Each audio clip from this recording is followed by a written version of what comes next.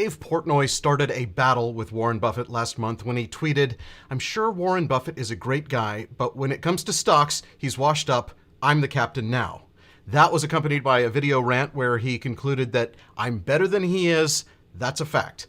I'm guessing Warren Buffett probably has heard of Dave Portnoy by now. I couldn't find a response from the 90-year-old Oracle of Omaha, so this pretty much is a one-sided battle. Dave Portnoy, founder of Barstool Sports, probably now better known than ever for his stock trading antics.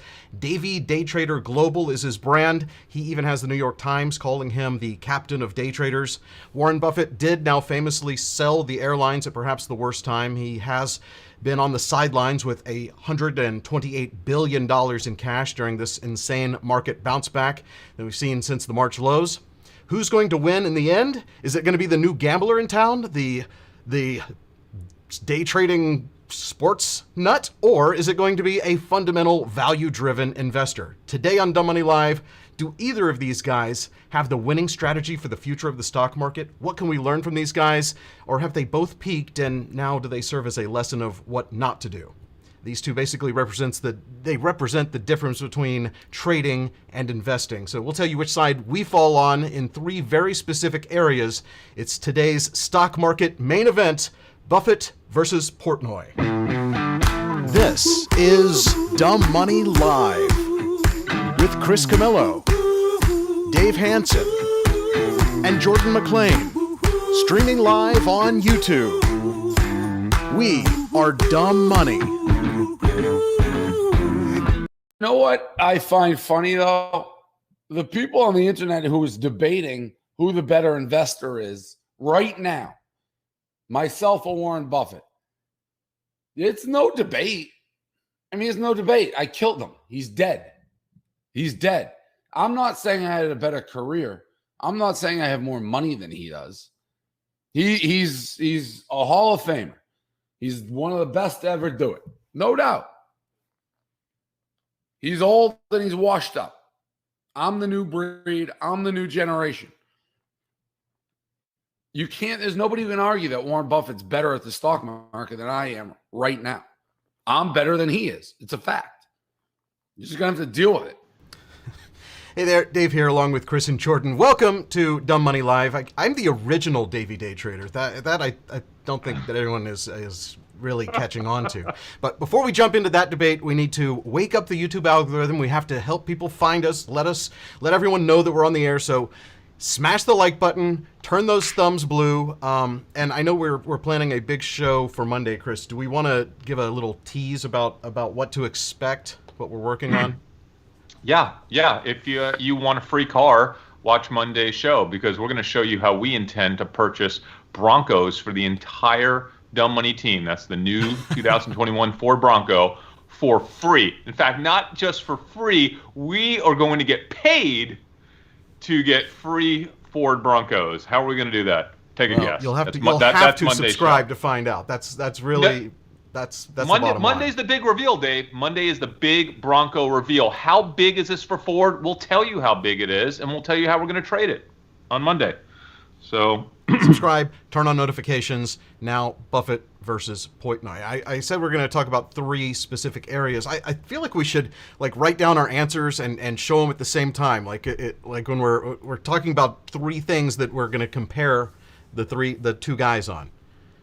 You know, Dave, can I just say before we even get started, do you know who Portnoy is? He is the Kim Kardashian of investing.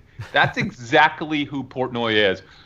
Davey Daytrader, you're just the Kim Kardashian of investing. And congratulations, that's a freaking wonderful thing to be. I mean, that is probably the smartest thing ever. Why didn't we think of that? Why weren't we the Kardashians of investing? That would have been so much easier.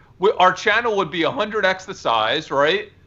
I guess I think the difference is he already had a huge following, so all he had to do was transition. The opportunity came about, and so he got to do a transition. He was born for that. I mean, he was born for this, man. I mean, just can we talk about their backgrounds, Dave, a little bit? I don't know, people kind of think they know who Portnoy is. I think they know who Warren Buffett is, but what do you guys know about him? Well, I basically know he founded Barstool.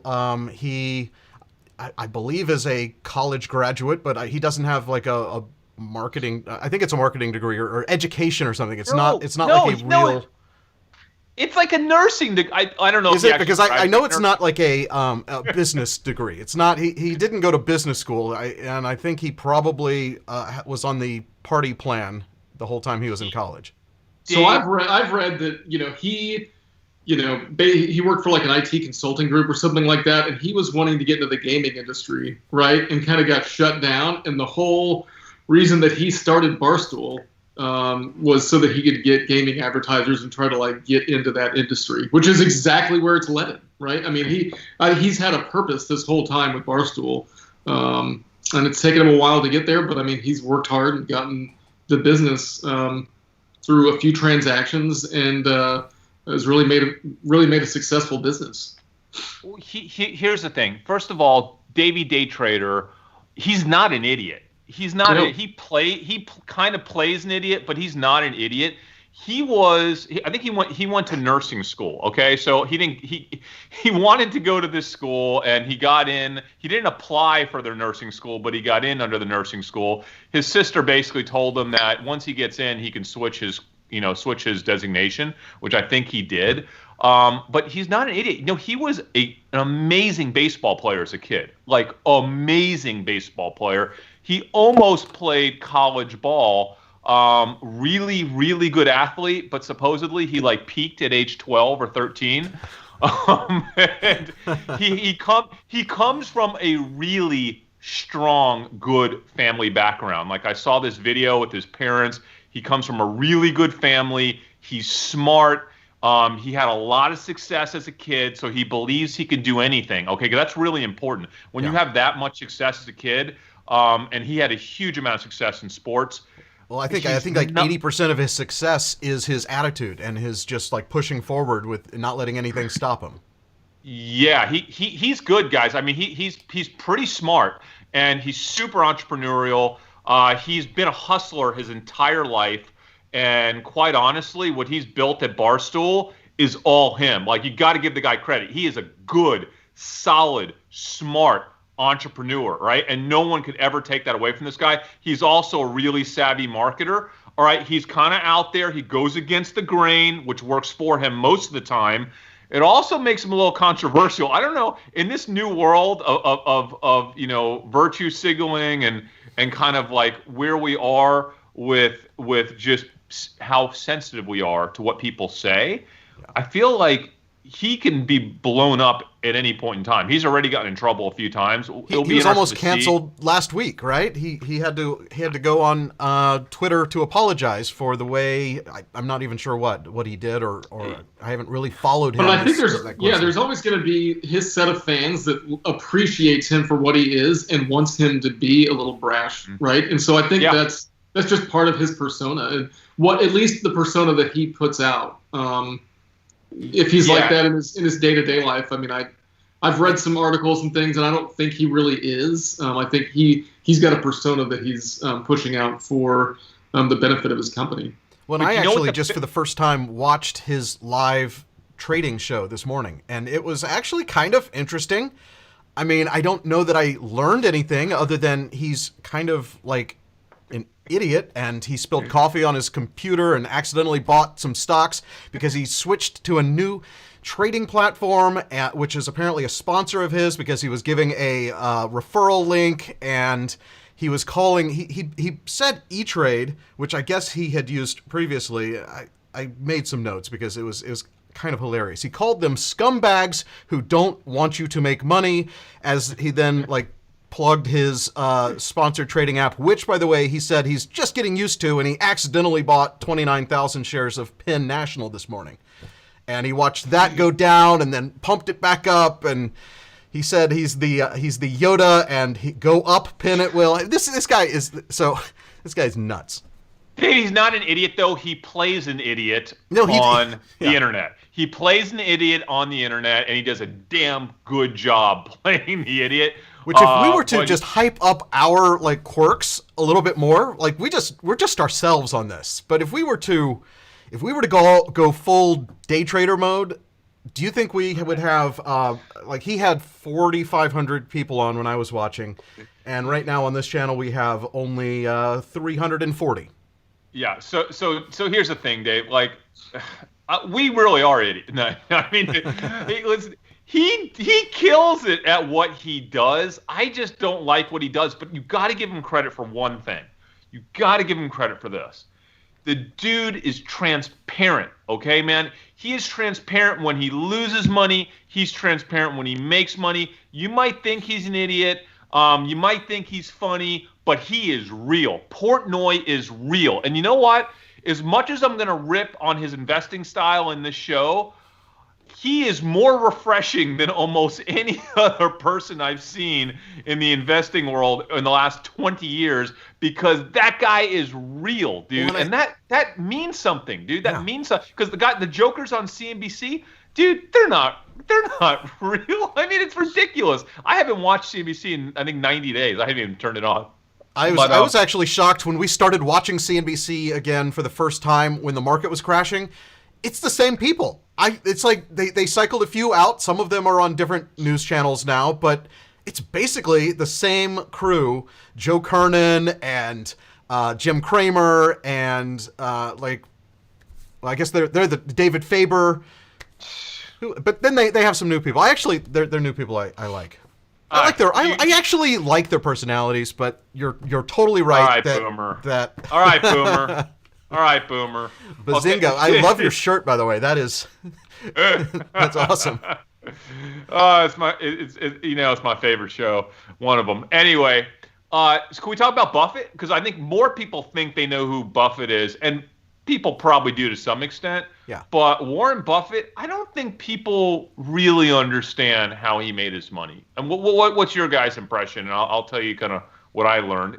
Listen, I kind of knew, but until I did my homework for this episode, I kind of had forgotten, and now I kind of realize just exactly how he made his money. And it's a little bit different than what people think. What do you guys know? Do you guys know anything interesting about him, or have any what's your perception on Warren Buffett? My perception all along was he is not your typical investor. He basically has his edge is the size of the account that he's dealing with, and he's a business runner more than just a stock picker, right? So he will not just say, oh, I like Southwest Airlines. He'll buy a controlling interest or a lot of the company, and you know, a lot of times he'll actually take over a company and turn them around as a part of his strategy. So it's not like something that we could learn from as just, you know, everyday retail dumb money investors like we are. But I think that his background is way different. But I think that his kind of tried and true long-term investing strategy is something that I've kind of mirrored with a large portion of my portfolio. Yeah. So Warren started as I mean, he's been investing in stocks since he was like, you know, a teenager or younger, right? But he started off as He started off as a stockbroker after he got out of graduate school, and then ended up starting a fund, right? And he raised like 150 grand from people that he knew, and ended up growing that fund, kind of merging in and out with different partners, and you know, made like, I think about $10 million before he shut the thing down. Had taken over stake of Berkshire Hathaway, which was like a textile company, and ended up running operations out of there and becoming the chairman, and just started investing out of that company as kind of a shell. And that's where he really made big moves, is obviously under Berkshire Hathaway. But he was already very successful as a fund manager before Berkshire Hathaway. Berkshire Hathaway was just kind of a random event that he ended up taking over out of spite, from what I've read. You just said it, Jordan. You just said something. I don't think many of our people watching heard it. He was a very successful fund manager, and what that means is, because I'm curious. Here I am. You know what my goal is. I want $1 billion, not for me. I want it for the kids, right? Like, I want it for my mission in life, which is pediatric leukemia, pediatric cancer. I'm trying to build this $1 billion philanthropic nest egg, and that starts this year. And I'm really aggressively going for it. I don't know if I'll get there. I know I'll get to 100 million. That's not going to be that hard from where we are now. But I'm studying Buffett because he's at like 40 billion, right? Something. Where was he early in his career? I really went deep. And what was fascinating about Warren Buffett is when he was younger, he was a real deal hustler. He hustled, kind of like we all did, right? When we were younger. But a lot of it was right time, right place. He was smart, wicked smart.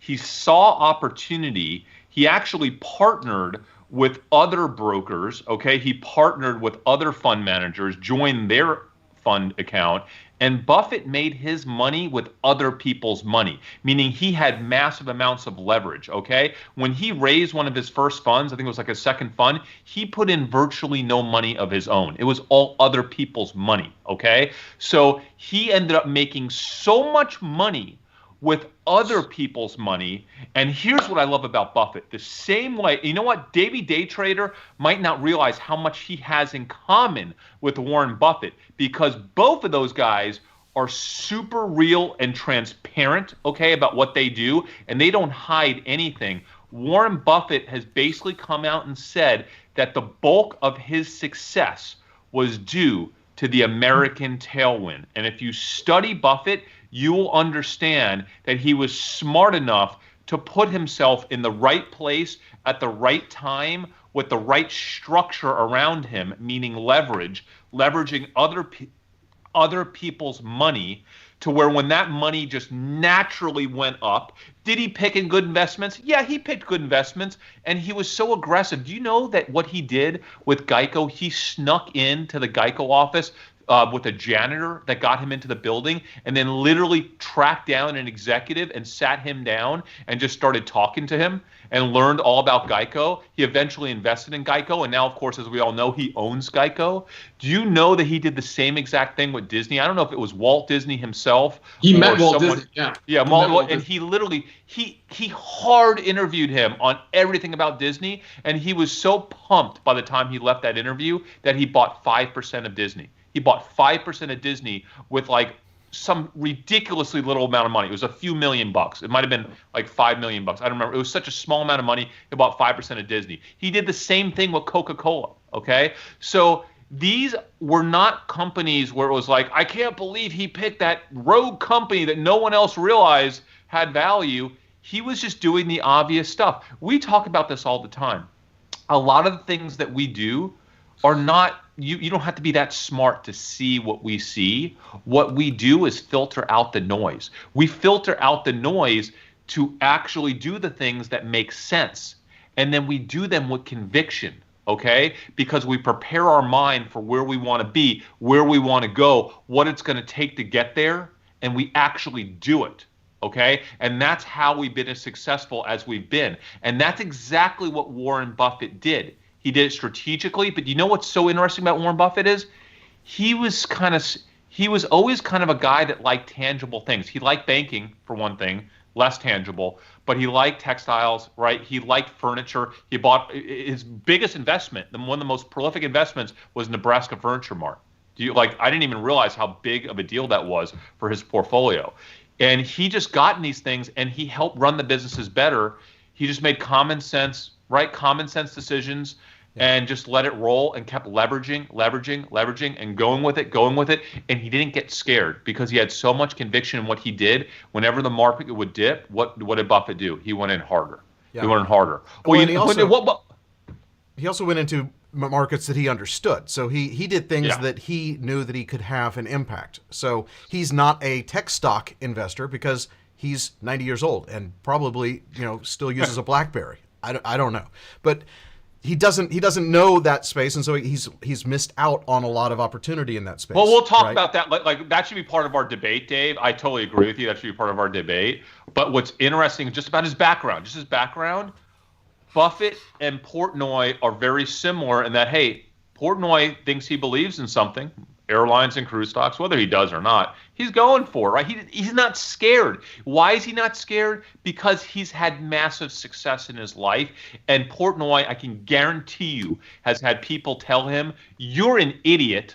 okay? And you're not going to make it because he is kind of an idiot perceptionally.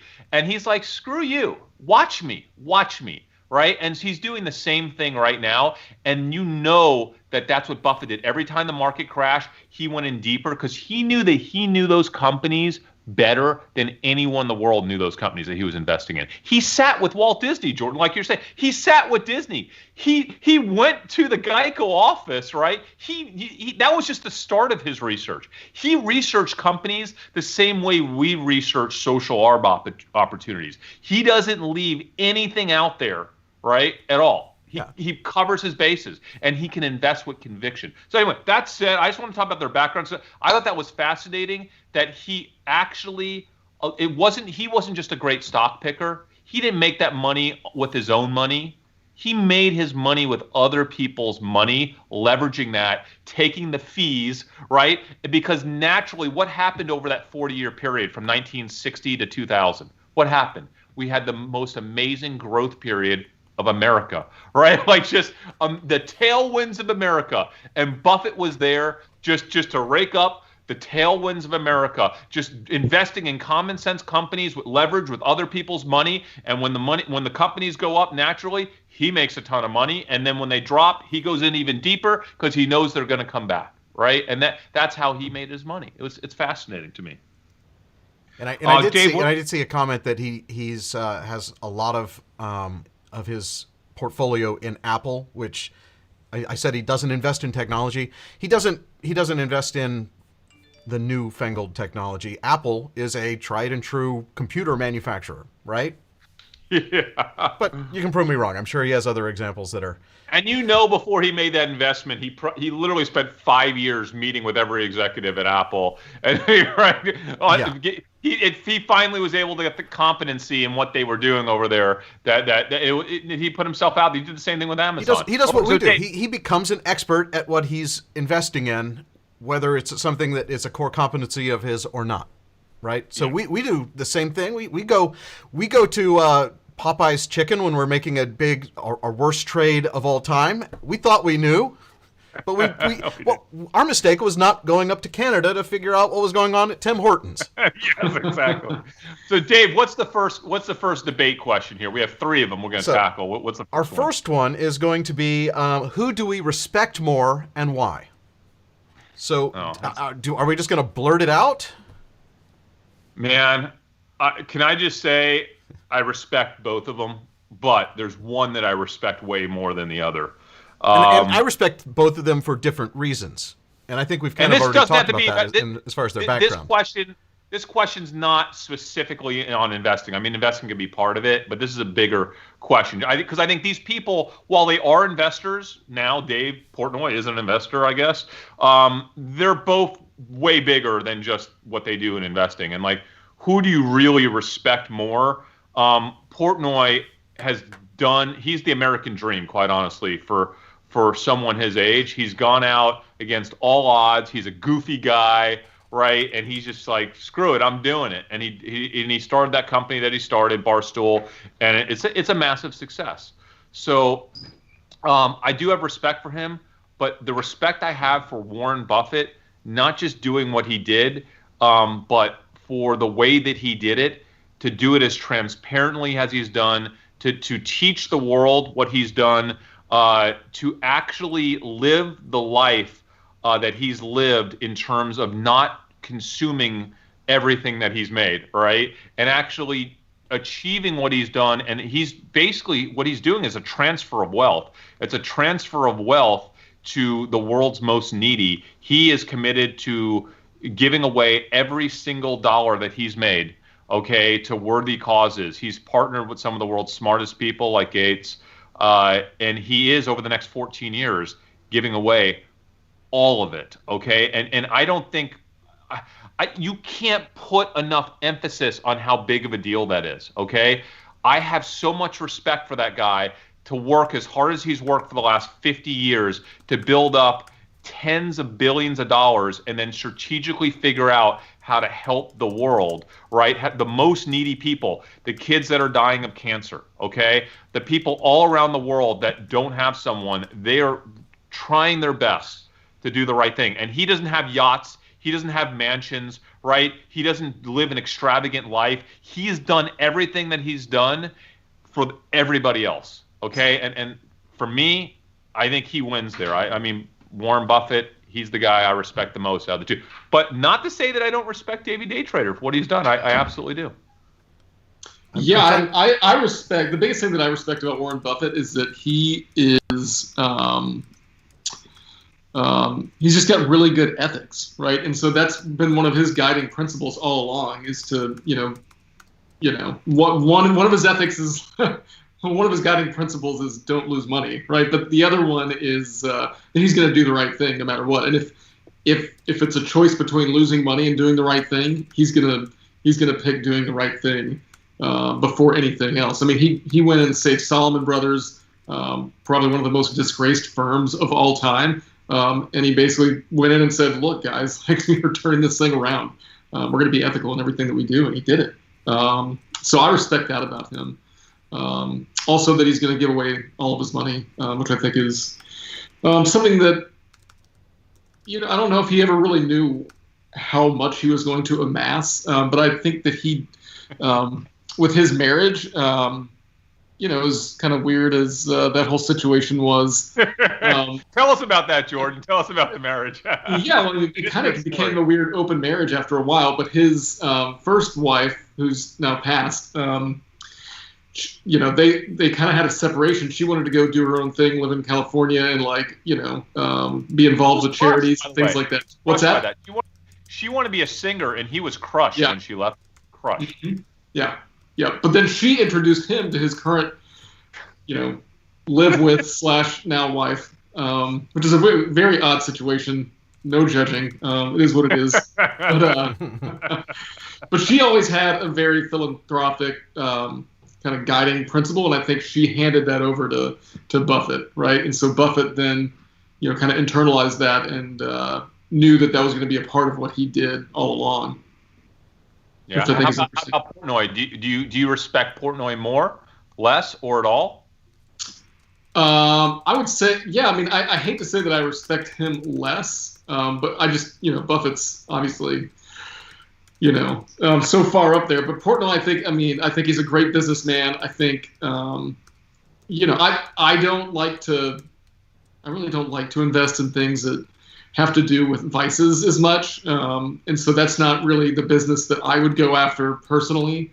And so I think, he's got a different, viewpoint on the world than I have. So I don't really identify as much with him, but no, I mean, I respect what he's done. I think it'll be interesting to watch him over time, see how he develops as he grows, because he's not that much older than me. Right? He was born in 1977, so he's right in between you guys and me. Yeah, I think I respect his scrappiness and his willingness to go against the grain more than anything else about him. Like, I'm not a super fan of his by any means, but I got to give it to him for putting himself out there and doing what he believes is the right thing to do every step of the way for his company to promote. To build that thing. It was unconventional in every sense. When I hear about how he wants to grill, Roger Goodell of the NFL, right, and like how he wants to, he just puts it all out there, right? Like I love people that don't hold back and put it all out there, and that's what I respect about Portnoy.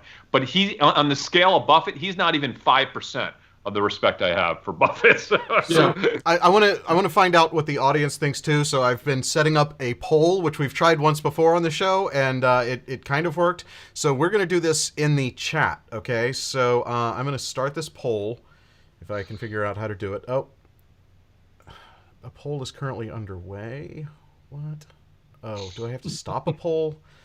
This is just so difficult. All right. So complete that. Okay, here is, let's see. Who do you respect more? And the way to vote is type !vote Buffett or !vote Portnoy.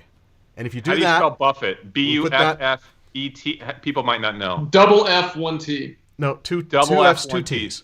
Two F's, So two T's. Two T's? B. I thought it was one Wait, T. 2 T's? I'm pretty sure it's two T's because What one do T you would be bet? the buffet, right? Oh, Okay, yeah, so you're right. Yeah. BUFFETT.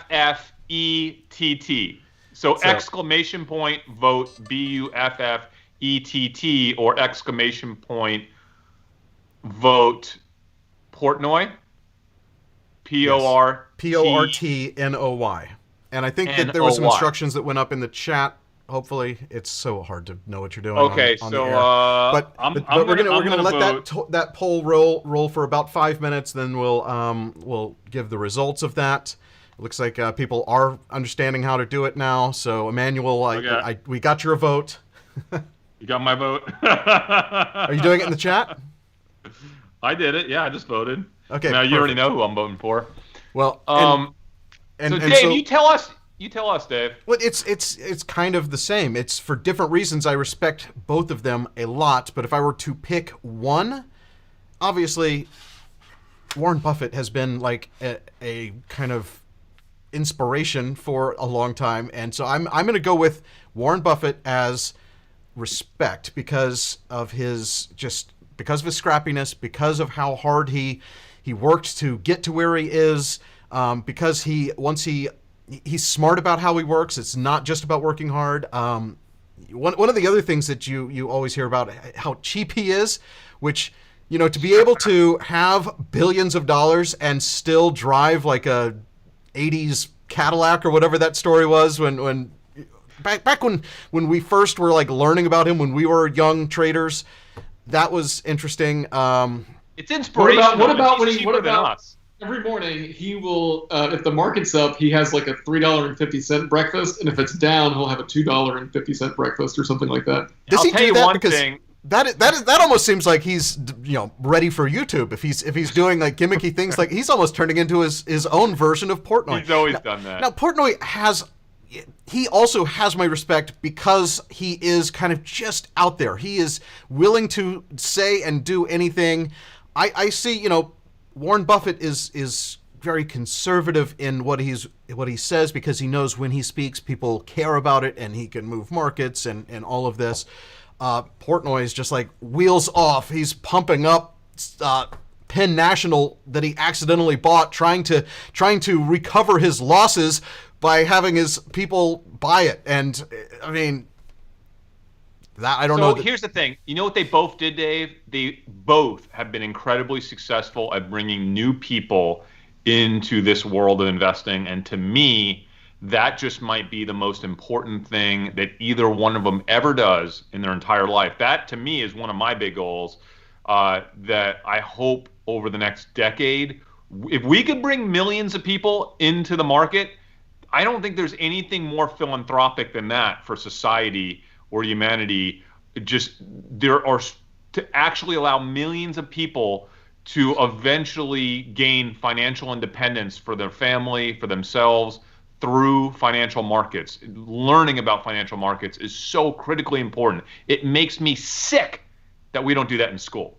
It's crazy to me that in middle school and high school and college, that is an afterthought. It is insane. It's probably the most important thing that you could ever learn in all of life, and we don't teach it.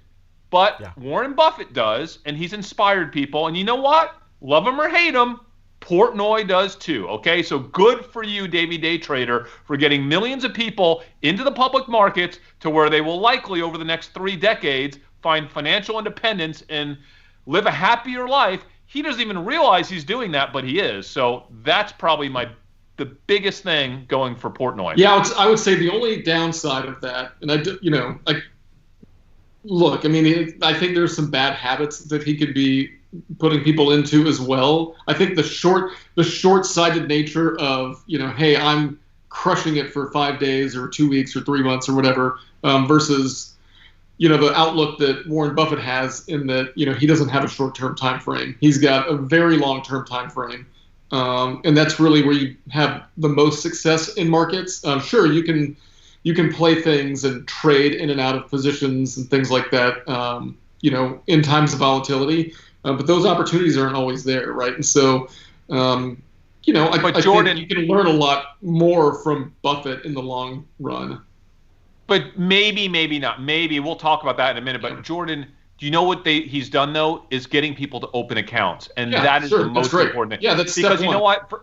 For every person that opens up a Robinhood account or an Ameritrade account and actually starts trading like Portnoy, they're going to figure out eventually that's probably not for them, but they're going to be in. They're going to have an account open. They're going to own stocks. They're no longer intimidated by what it takes to actually buy a company, right, that's publicly traded. And that's going to set off a lifelong journey. Maybe they end up coming to dumb money and learn how to really invest in trade stocks, right, after they're with Portnoy. So good for him, man. Good for him. I'm so proud of him, whether he realizes it or not, for contributing to society the way that he has by opening up millions of accounts for people around the world to get started investing. That alone is monumental. So I don't know what I've done wrong, but apparently I have something not running properly in this Streamlabs poll. I am the worst at making YouTube live content. Fortunately, Dave, I am really good at tabulating from a visual scan, and I'm going to call it right now. I'm going to say 98% Buffett, 2% Portnoy. That's it, plus or minus 1%. Okay, those are the results of the poll. I just did it. Perfect. That's that comes from someone who reads. Remember, I read 10,000 tweets a night, scanning for sentiment and scanning for data anomalies and frequency of word combinations, what we call tags here. I'll come in ticker tag. So this is what I do. He just gave himself his own error range. Yes. Okay. Oh man. All right, so I think it's unanimous. Dumb money has more respect for Warren Buffett than Davey Daytrader, Portnoy. But we still respect Portnoy for different reasons, but we do have respect for the guy, just not as much as Warren Buffett. Now there's the more important question, Dave.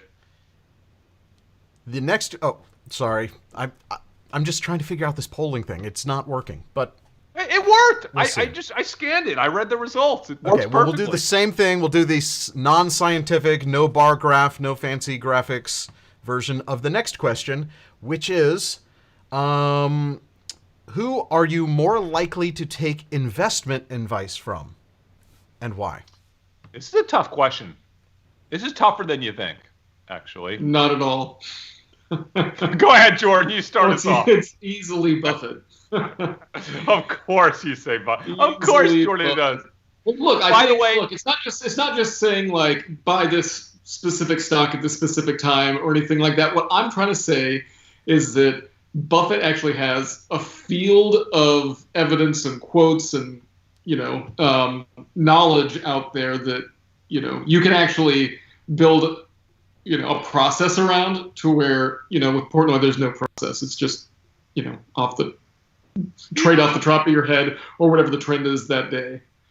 No, he literally asks his Twitter followers, "Give me some good stocks. Tell me what's going to be green today." Out of a Scrabble bag and you try to make up the stock tickers, and I'm out. He was having people tell him which crypto to buy. He was. I mean, this is. It was wild. He's crowdsourcing investments. That's his process. But if you think about it, what is the stock market other than a crowdsourced determination of what a company is worth? And if you have 4,000 people telling you, I like this instead of this, that is the sentiment of a small subset of the market. Maybe he has a better prediction model than any analyst in the world. He has real-time results on Twitter. I'm going to go with the body of work of Buffett every day of the week. So you can, but no, we're not rating the body of work. We're rating right now. We're looking at who do you learn from right now for investing starting today going forward? Because you can't invest in yesterday. You could only invest in today and tomorrow. Okay, yes. So but the same principles end up working over time, right? Okay. And I'm going to say something about the way that Buffett invested. Right? Is that and he didn't actually invest in every single thing. He only invested in things that he had a high that he thought that he had a high likelihood of being successful in, right? And so he would let opportunities go, and like people would be pissed off at him, be like, hey, buy this, buy that, it's a great deal, and he just wouldn't. He would do nothing for a long time, and then just make a really big investment in something that he knew was a good value and that was going to do well over time. And look, I mean, you can't argue that it did well for him, right? So if you had to put your when money, you're complaining about him not getting an Apple early enough, he didn't need to. He'd already made billions and billions and billions of dollars by doing it the way that he knew how to do it. So if you had to put your money, a portion of it, to mirror Davey Daytrader's trades or Berkshire Hathaway's trades over the next 10 years, you would rather stick it with Warren Buffett than with Portnoy. Is that what you're saying? Yeah, I mean, I'm not talking about mirroring trades, because I think Buffett's trading days are, I mean, they're not totally over, but they could be over any day now, right? I mean, it's his methodology, right? And like right. He's going to trade with his own methodology better than anyone else would trade with that methodology, right? Yeah, maybe. I mean, I don't study Berkshire Hathaway, so I don't know what their plans for succession are, like how they're planning on, carrying on these businesses, after he's gone. I need to do research on that. I'm not rushing out to buy Berkshire Hathaway shares, let's put it that way. But what I would do is listen to, what Warren Buffett said. I would read the books that he's read that made him successful. In fact, in this whole research process, I've come up with like 2 or 3 books that I'm probably going to read just to figure out what his mindset was. Does that mean I'm going to do everything the book says? No, but I think his mindset was right. I think that I would tend to agree with that. It's twofold. If you were just going to sit in a room and say, tell me about investing, I would take advice from Buffett. If it is blindly putting my money into one of their, like a mirrored account of what is Berkshire Hathaway going to do or what is Davey Daytrader's index fund going to do, I'd probably put my fun money into some Portnoy all day long. I wouldn't do it for the rationale. I wouldn't take his advice. I wouldn't try to say, hey, tell me what you think. Why is this stock going to go up? And no, his advice is basically, they only go up. Buy, buy, buy. And then go on the internet and tell everyone that you're doing it. And I think that's where I'm going to put my money right now.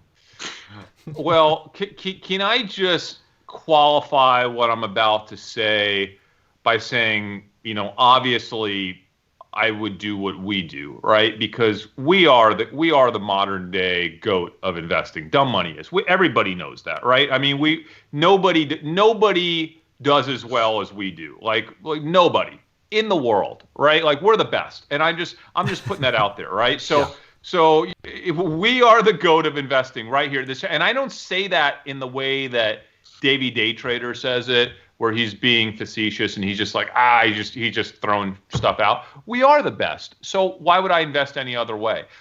We do better than everybody else. So I invest our way. But if I had to choose, and I thought about this intensely over the past few days, if I had to choose, Warren Buffett, as much as I admire his investing methodology over the past 40 years, and I'm so impressed by what he's achieved. I mean, that guy, unreal. I used to study his fundamental style investing, and it's just mind-blowingly good. He's that good at what he does.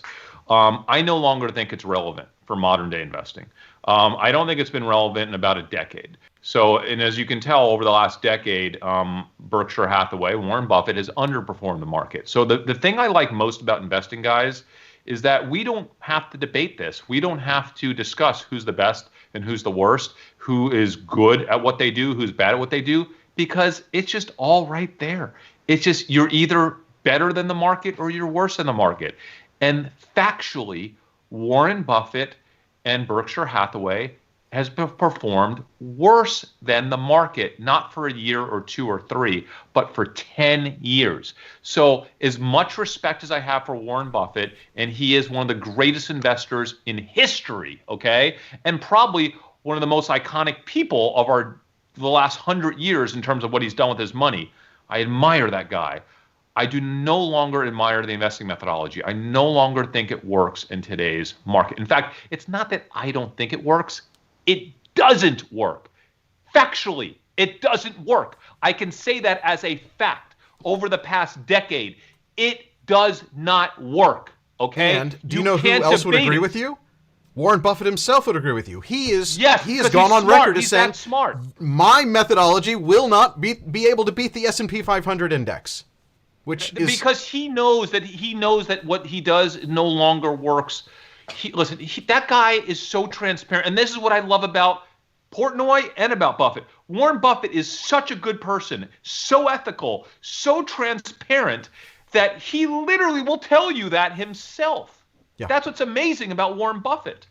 Now, Davey Daytrader will not tell you that he has ever made a bad trade. Even when he does make a bad trade, like he did this morning, he blamed it on the app he was using, which was a sponsor of his. Very awkward conversation this morning with his sponsor, I'm sure. It's because, let's just say it for what it is. Davey Daytrader is an actor. Right now he's playing an investor on the internet. Okay, that's what he's doing. And he's doing a great job of entertaining the whole world on playing an investor on the internet. Would I follow his methodology over Warren Buffett's? It's a good question, because in some ways, yes, and I'll tell you why. For information discovery, I like the way he crowdsources ideas. I like the way, whether he realizes what he's doing or not, I like the way he has open, transparent discussion about what is driving the next generation of investors, whether we think it's idiotic or not. It's real, okay? And the fact that I first laughed off this stupid Nikola company. Nikola, how do you say that company? Remind me. How do you say that? That's how you say it. I laughed off that company until some people in our Discord channel just kept bringing it up over and over again. I said, fine, you know what? Like, I'm not going to be the okay boomer. It's going to laugh this stuff off. I'm going to spend the time, because if that many people are interested in it, I'm going to at least do some work on it. And you know what? I don't know. Is the company a fraud? I still don't know. Is the company the next big thing? Maybe, okay? But I'm not going to wear blinders to it. And the thing is, if you're investing with CNBC, if you're investing with old school money managers, all right, a lot of these people, they wear blinders to certain types of sectors. Listen, Warren Buffett does too. Until a company gets really big and he understands it, Warren Buffett's not going to invest in tech. Our world is tech, and that's why his methodology no longer works. Tech is not like a sector, it's everything. It literally is everything. And if you don't understand it, if you don't appreciate that, then your investing methodology is just not going to work, okay? If you don't understand, here's another thing, culture, okay?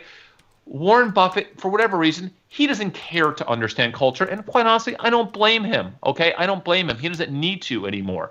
But Portnoy, Davey Daytrader, he does understand more so youth culture, and that impacts sectors and the market and companies and what people buy and what people like and what people watch and what people do. So you know what? Love it or don't love it, he thinks that the future is internet gaming and internet sports, betting on sports. He thinks that that industry is a lot bigger than the market is giving it credit for. And you know what? He might be right. And he might be biased because he's a gambler himself and he's so in that world that he might be biased. So we have to take that into account. But he also probably senses the pulse of investors, of the new generation of investors, better than some others do.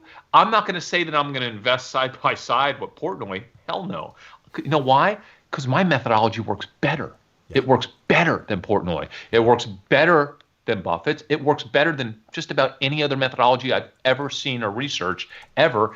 Prove me wrong. Anybody in the entire world prove me wrong, right? But if I had to choose, I'm not going to totally write off Portnoy because his crowdsourcing of ideas has value, okay? That has a value. And I don't care what type of investor you are, even us here at Dumb Money, we could potentially extract value from some of the stuff that Portnoy does, okay? Just in terms of information discovery, okay?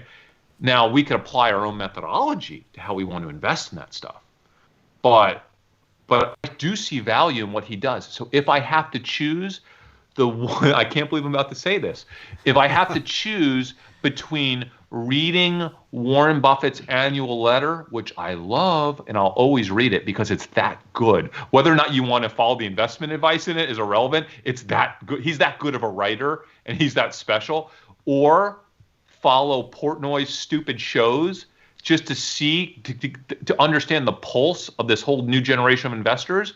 I'm going to spend 3 hours or 2 hours watching clips of his shows and what all these crazy new generational investors are thinking about and talking about, because I think I'll get more value out of that for my own methodology. So I'm actually going to vote, believe it or not, Portnoy. I can't believe I'm doing that. I'm voting Portnoy for this issue, for this question. But I had to explain myself because I don't want to be taken out of context like I'm going to invest the way Portnoy invests, because hell no, I'm not. The guy out there has. Would you invest in anyone that goes to CNBC for advice? I mean, he literally goes to CNBC to get investment advice. Is that insane? I wouldn't go to CNBC for investment advice. I wouldn't go to Dave Portnoy for investment advice. When I say that if I were going to put money on one or the other, it's a very small, my whole strategy is probably more aligned with the buy, sell companies that you know something about and hold them for as long as possible. I'm probably more like a Buffett investor, but my fun money, just like for entertainment value, gambling money is more Portnoy. And by the way, congratulations to me. I got the poll working on the screen, and look at that. We have now registered 20 voters. You know what I had to do? I had to reboot it. I had to turn it off and turn it back on, and then it worked. Turn it off and turn it back on again. Basically, well, I think so along with this debate, I think, Dave, you were like right there in that I think Buffett had a really good methodology, but just the types of companies that were going to grow fit the way that he was, fit what his knowledge was at the time, right? So he knew about banking, he knew about textiles, he knew about oil companies, he knew about all those things. To where we're a little bit younger and we understand, we understand technology companies, we understand a different type of company. And so we can still use those same methodologies. We're just applying it in different ways. Yeah, no, absolutely. And Can I address a comment real quick? Alex Z, Bridgewater has 1,500 people machine, which is the best people and tech on the street. What about Renaissance Technologies? Let me say this. I can't prove that our social arb investing methodology will work with tens of billions of dollars. I can't prove that because it hasn't been done. But with 8 figures, 7 to 8 figures, our methodology has been proven to work better than any fund, than any fund on the street, So I don't know of anyone, any institution, whether it's Renaissance, Bridgewater, that over the past 15 years has put up the returns that this methodology has put up for me, So that's just fact. Listen, if they're putting up 90% annualized returns, I think they'd have to put up like 80 to 90% annualized returns every year for the past 15 years. If they're doing that, I'll say I'm wrong. Now, that said, they're investing off a much larger base, so it's an unfair comparison. But I haven't found another methodology that is superior to what we do at Dumb Money. And if someone can find one, I'd love to see it. But I haven't found it yet. So just want to put that out there because I know people are debating in the comments. I'm not, like I said, I'm not doing this in a Davey Daytrader type of way where I'm just shouting, "I'm the best, we're the best." We actually are the best. All right, we are the best based on past track record. I don't know what the next 15 years holds. We might become the worst. I don't think we will. But what is amazing about investing is you can't self-proclaim anything. You can do what you want, but it holds no weight because the reality is Jim Cramer, you can see how he's done over the past 10 years. It's not great, right? Every hedge fund in the world, you can see how they've done over the past 10, 15 years. Every trader that's willing to put their portfolio out there that's willing to put their audits in terms of their track record out there, you can actually see it. And nobody does. Why don't they do it? Because it doesn't exist, right? No one actually performs very well in this world. So I think it's really important that if we're discussing what is the best methodology out there, reality is they're both terrible, right? I mean, Portnoy's methodology right now for end-to-end investing, I haven't seen anything. I've seen 5 months of returns. I don't even know, is he up right now or down? I don't even know. It depends on the day. Yeah, and people are asking what his methodology. His methodology is just being crazy, buying what's going up, and it's a momentum type investment. It's a day trading without a true system. It's instinctual gut crowdsourced investing. I mean, I don't know what else to call it, but I'm not going to write it off if 10 years from now that guy's putting up 50, 60, 70, 80% annualized returns every year for 10 years. Yep. I will call him one of the best investors of our lifetime, as is Buffett for what he did over a 30, 40-year period, right? But right now, I don't see, you can't do it. 6 months is literally nothing. You have to work your way through a recession. You have to work your way through massive market corrections and see what your portfolio looks like over that period of time, over not months, not even years, quite honestly, over a decade plus, okay? That includes one or more major market corrections. So, and I wonder, if you look at Portnoy's track record, we obviously don't have 10 years to look back at, but I wonder what his sports gambling track record actually is, because that would probably be a very similar methodology of how he's picking by instinct, by the little he knows about what's going on the field, by his influence of people telling him what is going to happen. It's probably very similar. He's investing the same way he's gambling.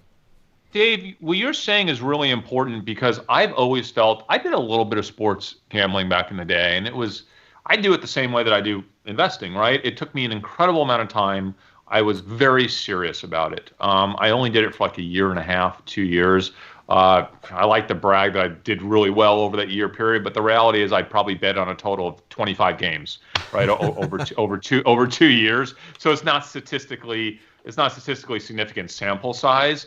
But based on that experience, I will say this: I feel that someone that has excelled in sports gambling likely has the tool set and the mindset to outperform with real investing. I really do. I don't know if Portnoy was a good sports gambler or not, but if you are truly good in that world, I think you could be really good in this world as well, because it's all about information gathering, right? It's all, what do we do? Wouldn't you say and we say this all the time, the brunt of our methodology is about identifying game-changing information that others don't see or others don't appreciate. It's the same thing with sports gambling, right? Yeah. Like you see some information related to a scheme or a player or how a team's going to do against that team that other people don't see or they don't appreciate as much as they should, right? And that goes into your gambling and your pick on that particular game. It's no different than what we do. So if Portnoy's a great gambler, he probably has the tools to be great here. The problem is, I don't think he has the interest in investing. I actually been watching him, and I don't think he is actually really interested in this stuff, because at his heart, that guy has been a sports fanatic his entire life.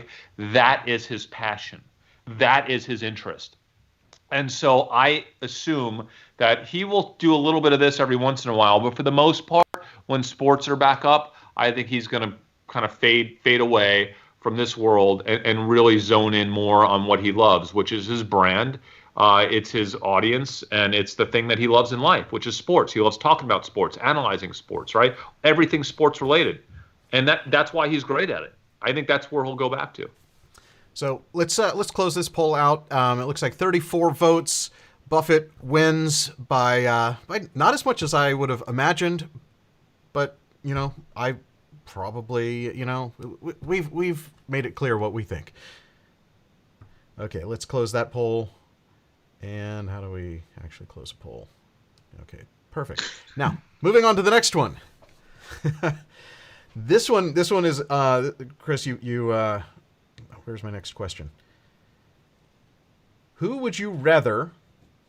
This is a good one. Who would you rather have a beer with? I want to have a beer with both of them at the same time. That would be just an awesome happy hour right there. But if I had to pick, I honestly think Portnoy would be fun, but no way. It has to be Warren Buffett. Are you kidding me? I mean, my goodness. Think about all the depth of knowledge that guy has, right? Yeah. I mean, he's kind of an odd person to have because he's kind of got like an odd, quirky personality. And so it might be, a little bit like sitting with your grandfather or something like that. But I think you would learn so much from just sitting there and getting his life experience. Do you know what, Jordan? I wouldn't ask him almost anything about investing because I feel I have the superior methodology over him right now. But as I've said, whatever. But like the life stories you could get out of him. Life. Yeah. People, how much could you learn from Warren Buffett about people? How much could you learn about kind of what he has been through? You know what I would want to know from him? I would want to know, God, he's achieved, it seems like he's achieved it all, like 40 plus billion, right?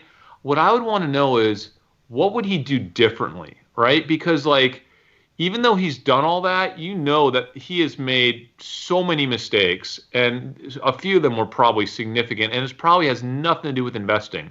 Like, what would he do differently in terms of his life choices as a guy that has just had access to everything and had, he's made the most unconventional decisions with his life, right? Don't you agree? Like, how many people of that make those decisions? I would want to know, are you happy that you made those decisions? Or if you can go back and do it all again, would you make different decisions?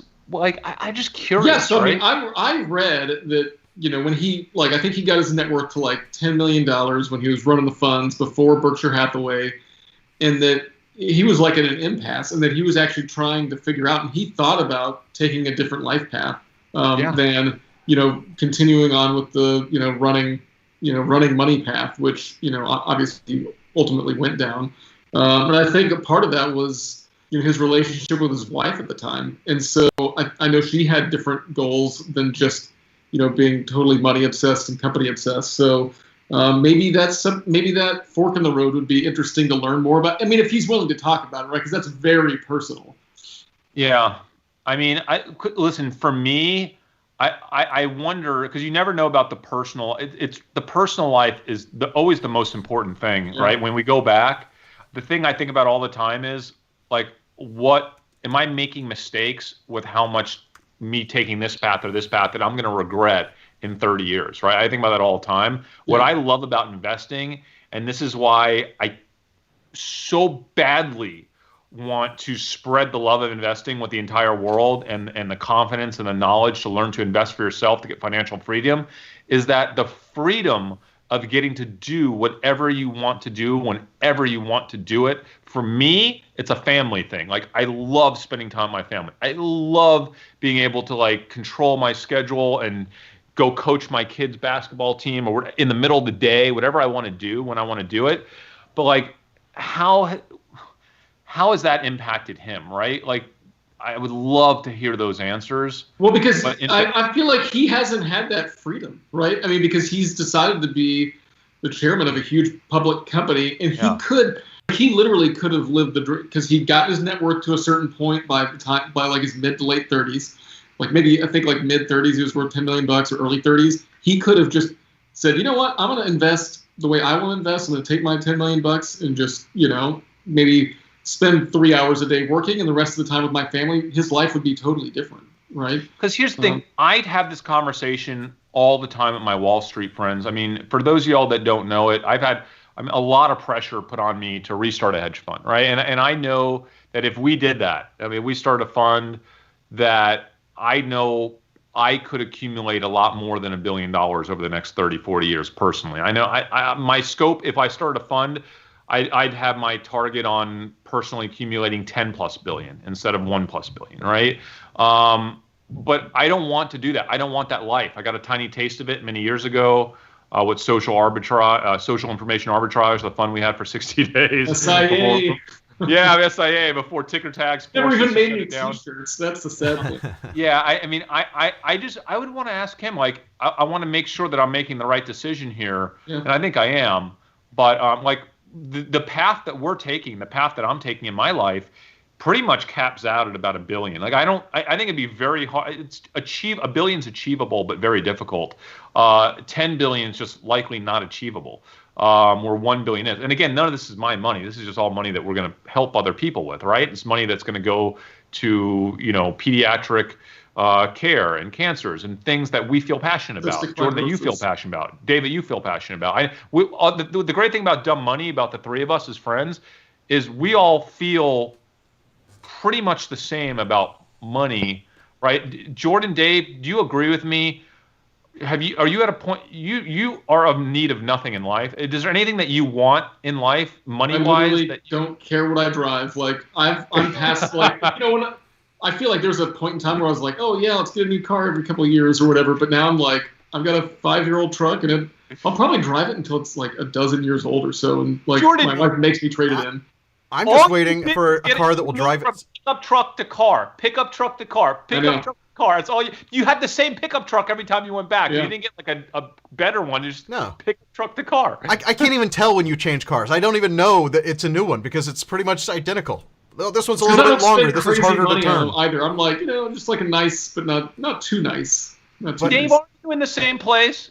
No, absolutely. There's nothing that I don't have. I mean, that I would really want. The money that I have is just. I don't have to work anymore. I just get to hang out with you guys and invest and have some fun. And I wish we could leave the house and see each other in person. But, this life isn't that bad, just being inside of the YouTube box. I don't mind it.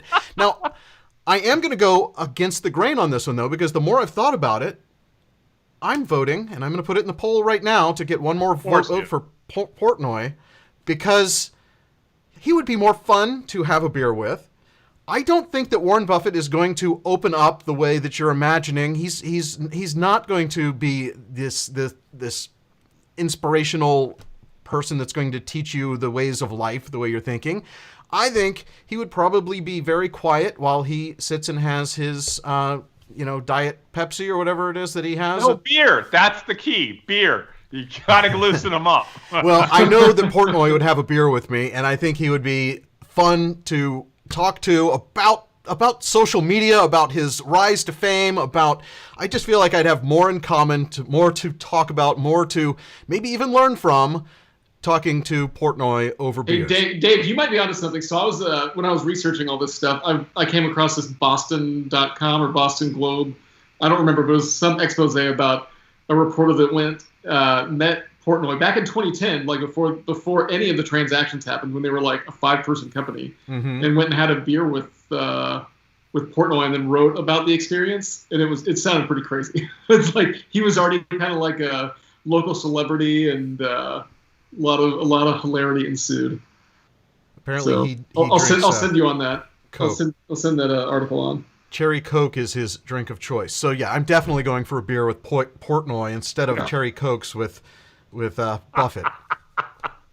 So call me crazy, but look, I've swung the vote already. Coke because he's a big investor in Coke. That's probably true. He probably doesn't have any alcohol brands. I don't know. I just know the guy who named his company after this thing you're sitting on in a bar is going to be more fun to hang out with and have more relevant life stories and things that I would actually be able to have a back and forth conversation with, instead of just Grandpa tell me about how times were great in the 80s. No, now by the way, Chris, we were talking about TikTok. That is a TikTokable moment. Someone flag that, clip it, turn it into a TikTok for us. I'll take Grandpa's wisdom over Portnoy's ridiculousness, but I like them both. I'd like to have a beer with both of them at the same time or separately. I mean, honestly, I think the moral of this whole story here is, I do. We respect both of them, right, for different reasons. We pretty much don't like either of their investing methodologies, but Portnoy does have an element to what he does that you can extract value from as an investor. I think so, at least. And they'd both be great to have a beer with, honestly. For me, it's Warren Buffett. I'm a little more serious, and Dave, you're a little more. We're having beers. Guys, you'd like to go with Portnoy. I'm pretty sure that I'm going to have a better time than you. Jordan, And I knew you'd be with might me. even get more Warren. out of it. Now I am starting another like poll. that beer with you and Warren Buffett, Jordan. That'd be awesome. Cool. We'll leave David home. We can pressure him into the hard-hitting questions that people need to know.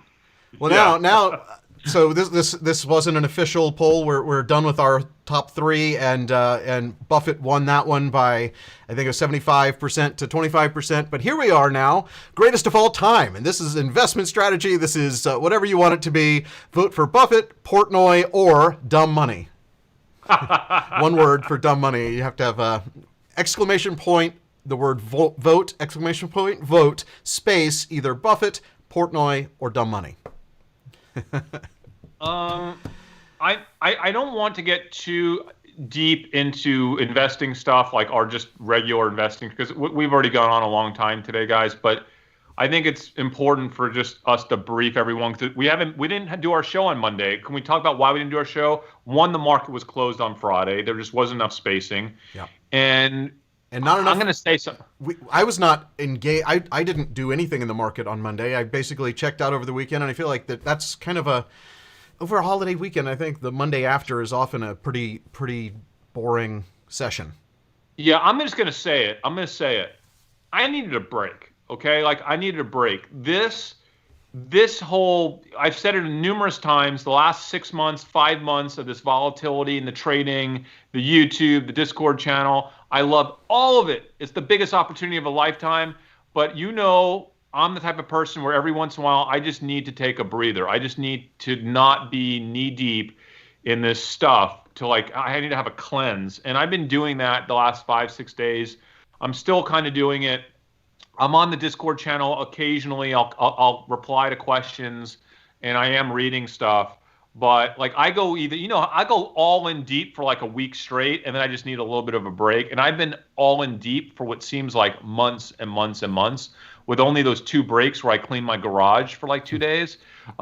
So I need. And by the way, I'm doing my taxes this week too. So I want to apologize to all of our followers that we didn't have 2 shows this week. But if we don't feel like we have something really important to talk about, that we can add value, and if we don't feel we had time to do homework, we don't want to waste your time, right? We don't want to ask you to join us for an hour, hour and a half if we have nothing critically important to say or to contribute to your learning, to your right? life. Yeah, we're asking you to spend time with us, and we're not gonna talk if we don't have something worth saying. Hey, look, people are voting for your stash now. This is getting good.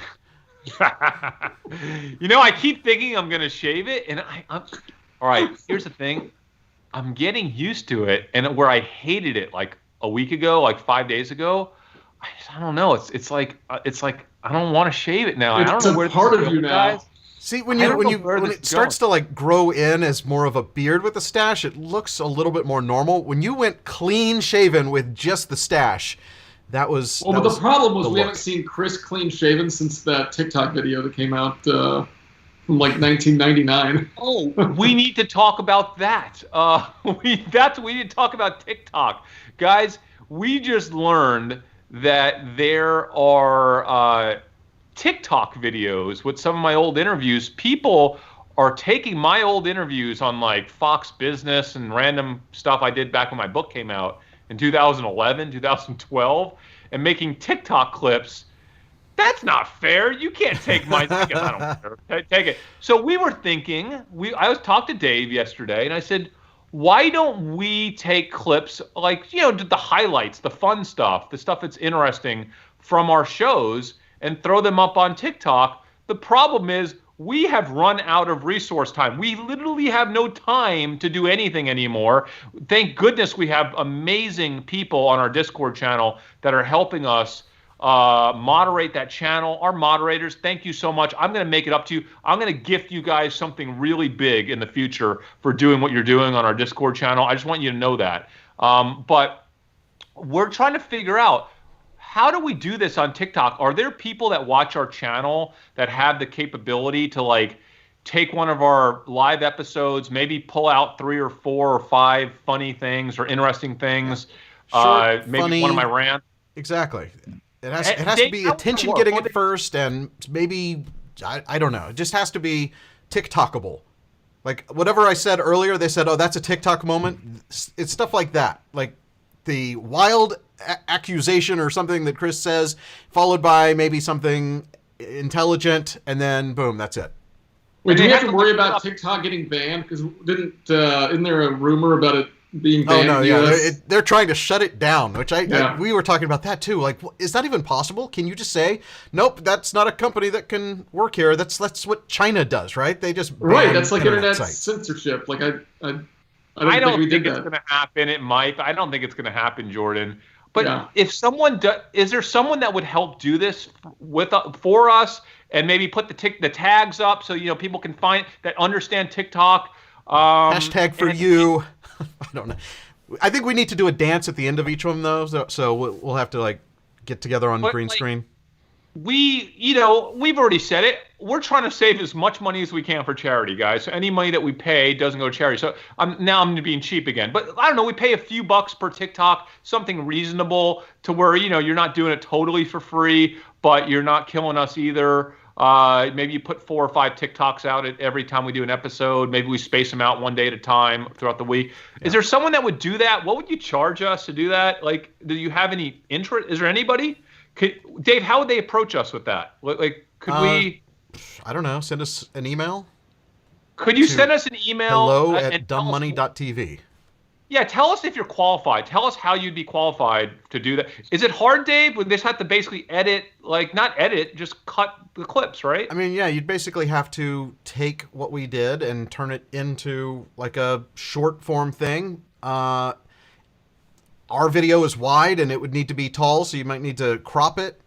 I don't know. It shouldn't be that hard. It's more just finding the right funny clips that would be useful on TikTok.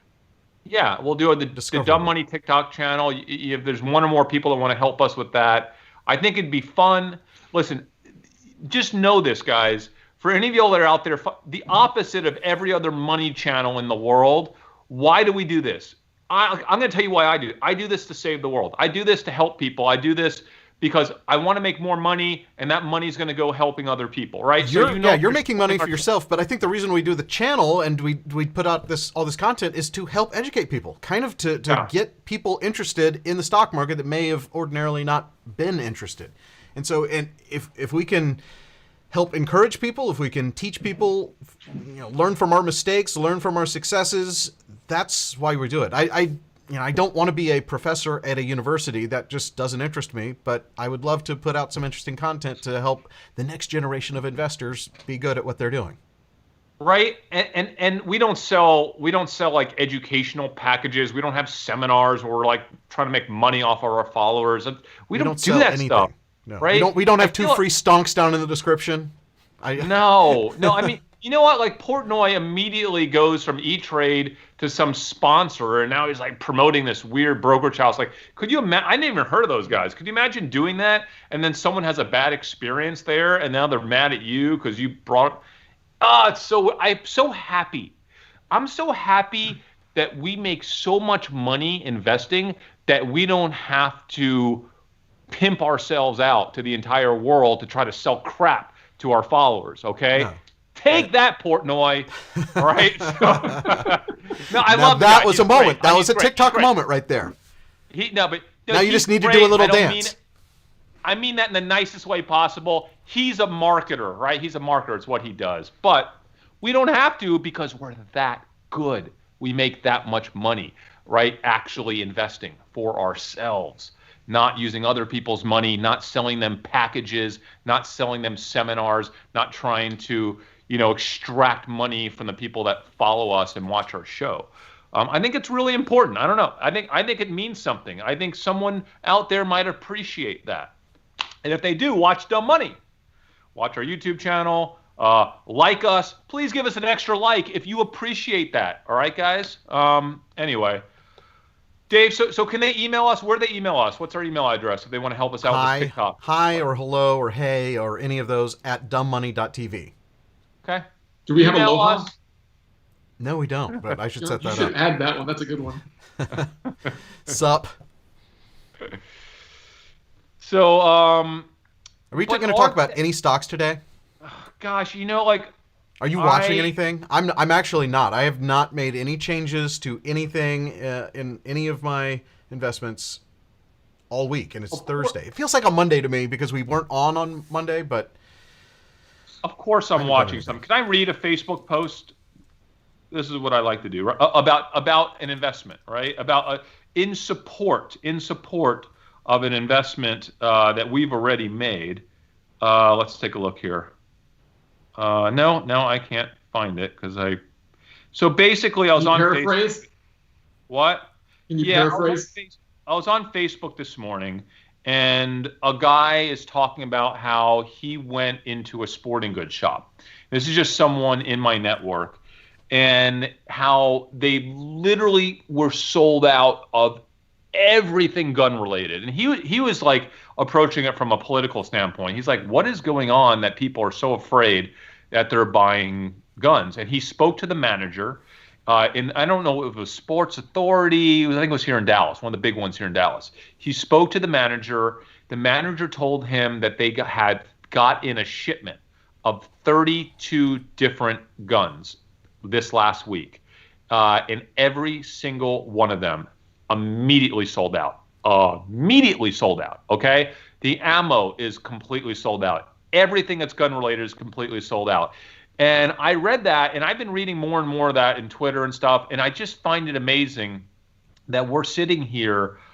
This is an anomaly event for the gun industry. Now, I know, Jordan, you have really high ethical standards in the way you invest, and I understand that you might not want to invest in a company that sells ammunition, okay? And I don't mind ammunition at all. That's okay.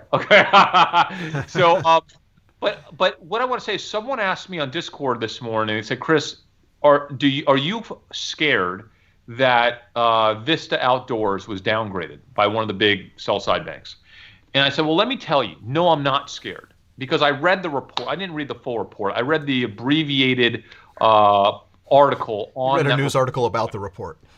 Yeah, where they got downgraded. And I got the gist of what the analyst said. And I know how these analysts think. The analyst basically said, I'm downgrading them because I'm concerned that management is going to continue to take a conservative stance when they come out with guidance on earnings this next quarter. And I'm also concerned, and the two things are related, I'm concerned that the political instability of the next quarter is going to be volatile for this company. Neither of those things makes any sense. Neither makes any sense. And by the way, he kept his price target at $16 a share, which is, I think, still higher where it's trading right now. Yeah, it's almost $15. It doesn't make any sense at all, okay? And because the political instability is going to help gun companies, not hurt them. And also the management is going to be conservative. Well, yeah, maybe they'll be conservative, but they were conservative last quarter. Remember, I was the one that said Vista Outdoors sandbagged their estimates last quarter. Yeah. Okay. Well, now we'll see how well they're actually doing when they announce earnings. And then if they sandbag again, every time they do that, the market's going to get a little bit smarter, okay? Okay, well, you sandbagged last quarter, you blew it out of the park. You're sandbagging again this quarter. Okay, fine. I'm not going to sell my shares because I'm worried about him sandbagging again. I'll just keep them to the next quarter when earnings come out again. So I feel stronger now about my gun stocks than I felt when we first came out with that big gun episode a few weeks ago. Now that they've run up some since then, obviously. I still feel pretty good about them.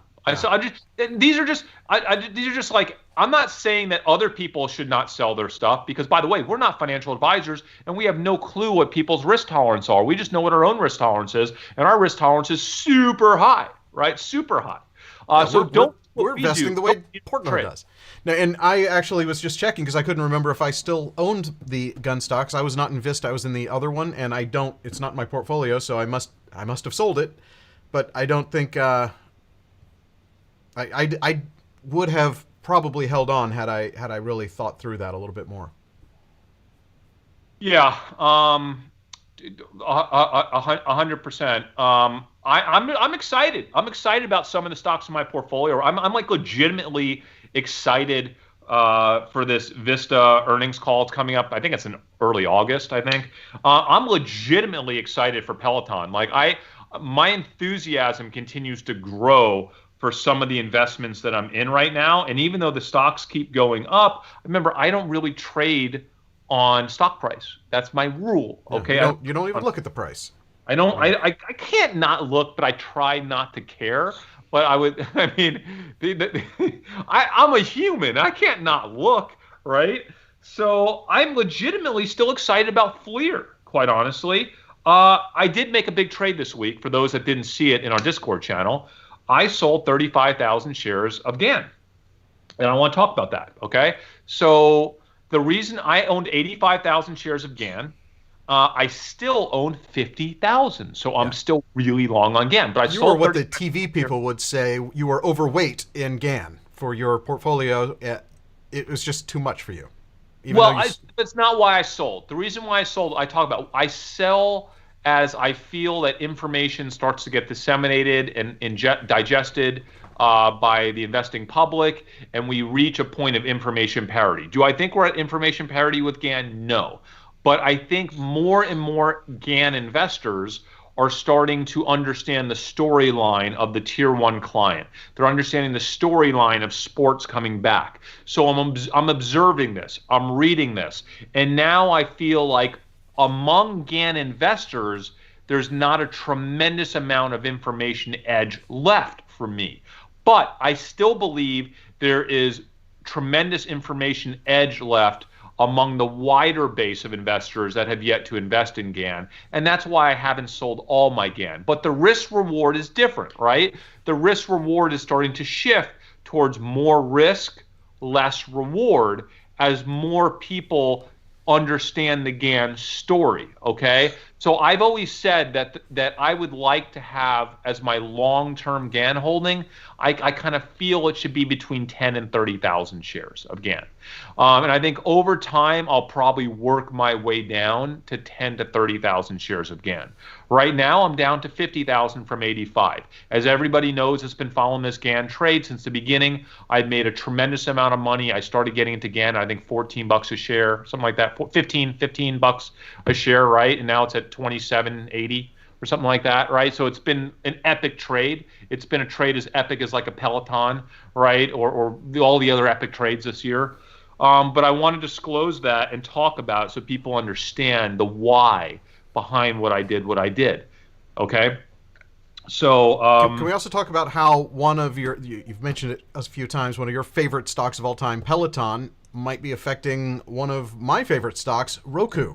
Roku's up 10% today, and it might be because Roku is now putting the Peloton app in their network, on their platform. Dave, Worlds collide. It's beautiful. I love Roku too. Dude, me and you are Roku buddies, man. We are in this together. Jordan, did you get in Roku when we got in? I don't think so. No. Dave, I'm with you, man. I'm in Roku right with you. You know I doubled down in Roku at like 115. And what is it now? It's higher there. I was at 130. 147 right now. 147. I am so happy I just went in deeper on Roku. I love it. I do want to talk about a couple other stocks that I'm kind of excited about too. I'm kind of excited about them. I am excited about Generac. I think I talked about Generac once or twice in the past few weeks. As you guys know, I bought a generator for my home, a big one, a whole home generator about 2.5 months ago. I did this because we have immunocompromised people in our house. I did not want to be at the mercy of the electric company when we have spring storms or any other outage that might happen. I didn't want to have to move into a hotel. It's 110 degrees in Dallas and we have no electricity and we're sweating in the house. I wanted to have the ability to self-sustain. So I have a gas generator, and I went through a pretty long process with Generac. And I know more about generators than I ever wanted to know now. It cost me about $28,000 to get that generator and to have it installed. And I developed a good relationship with the company who's the largest distributor of generators in Texas. And I've been keeping communication with them, and they're telling me they're busier than they've ever been. They are blown away how busy they are. We've looked at the Google Trends for generators. It's through the roof.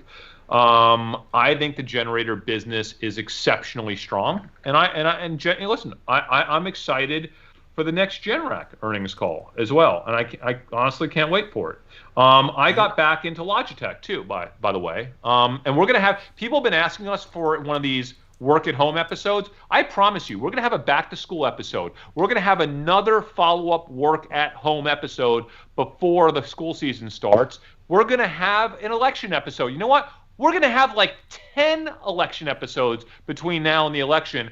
We are going to own the election cycle at Dumb Money, right, Dave? The least political election coverage you'll ever find. It's all about how is it going to affect the stock market. Nobody's going to touch the election coverage at Dumb Money. We will have the best election coverage for investors anywhere in the world right here on Dumb Money because we are apolitical. We don't give a damn about politics. Oh, I thought we were going to have to bleep you for a second there. You're going all Portnoy on us. I was bracing for impact on that one. Listen, Hey, you're allowed to do that on YouTube. It makes our content not suitable for kids, which makes it more broadly available to everyone else. Sorry. Listen, I am legitimately excited about our apolitical coverage. For the least political coverage you'll ever find covering the election. For those of you that don't know, Ticker Tags, our company, was the first and only data company in the entire world to perfectly call the Brexit vote. Okay, we became famous for that. All right. Because we were able to identify, I say we, it was way more, Jordan, let's admit it, it was way more our team, right? Daria, right? Laura, Ian, Jacob, it was way more the team than it was us. But we were able to identify how people were voting as they were voting. Real time social intelligence on voting, and we publicly called the Brexit vote first. You know what else we called? Daria specifically, what Daria, who worked for us, called, using our data, our methodology, we called the Trump election. We were first. Jordan, were we not first in the world to call that election? We actually time-stamped it. We put it out on Twitter. We said Trump is going to win. We actually called it 52 to 48, right? We called it. Yeah, it was close, yeah. Perfectly. And by the way, I don't believe that we did that with a statistically reliable methodology. I think we got a little bit lucky. Yeah, I think we got lucky, a little lucky on both of them, but yeah. Yeah. But we did it. We called Brexit and we called the Trump election based on real-time social polling, okay, that we had balanced buckets of keywords to identify how people were voting that day. We were able to kind of benchmark that against known biases in data. Now, we're not going to do that this time around, but we are the best, okay? So we're going to have so many cool episodes on the election cycle and how we're investing into that election cycle. Dude, this is going to be super exciting. I cannot wait for like October, September, October. Those are going to be some really cool episodes. I had to put you in the big box there because you're. I'm pretty sure I'm going to update the photo of you in our thumbnail to get both the stash and your yelling at the camera. New thumbnail coming soon. Oh my goodness. Oh my goodness. Can I tell you what else I bought today? I'm going to regret this someday. And I'm regretting I didn't buy it a few days ago. I bought a little Nicola. I bought some Nicola straight. You know, I had those options, just a tiny bit. Well, now I bought a tiny bit of equity too, just because I just want to be part of that. I want to be part of that movement. I think I want to be part. I know they could be a full-out fraud company, way overvalued. I get it. This is an irrational, ridiculous trade. But I think there is weird upside to this. Maybe, just maybe, more downside than upside. They're more likely to fail than succeed. But I think there's a small chance of Nicola being a very large. Nicola! That's how you have to do it. Right? I'll get a sound effect. I might ready buy next puts. You probably should buy puts, okay? This is not a trade that people want to mimic me on. But no, it's actually, it went from being like this, it's just, it has the same name as Tesla, so we're investing in it too. I saw JP Morgan put a upgrade on we have analysts now saying, oh yeah, no, it's going up, so we're going to get behind it. The stock fell from $80 to $40, and then randomly there was that upgrade, which they were overweight on, which is very weird for a company that has literally zero earnings. Well, you got to think big, man. And no production. I mean, look, hey, I'm fine thinking big, but they don't actually make anything. No, it's embarrassing. But they could change all this money and attention. Now they raise a bunch of money. Maybe they'll start making stuff, Jordan. Yeah. Do you think would you plus or minus 2 years for a truck to be on the road? Oh yeah, that's the best part about them though, is that they are so far away from doing anything real. You can't really say anything bad about their performance because there's nothing to judge them by. Yeah, and that's the kind of company I love. You can go back and compare it to Tesla. Tesla didn't have a product for the longest time, and every time they announce a new product, it's like 3 years out. The Model X, which one? The X hasn't been refreshed since it came out, and that was like 4 years ago or something. Yeah.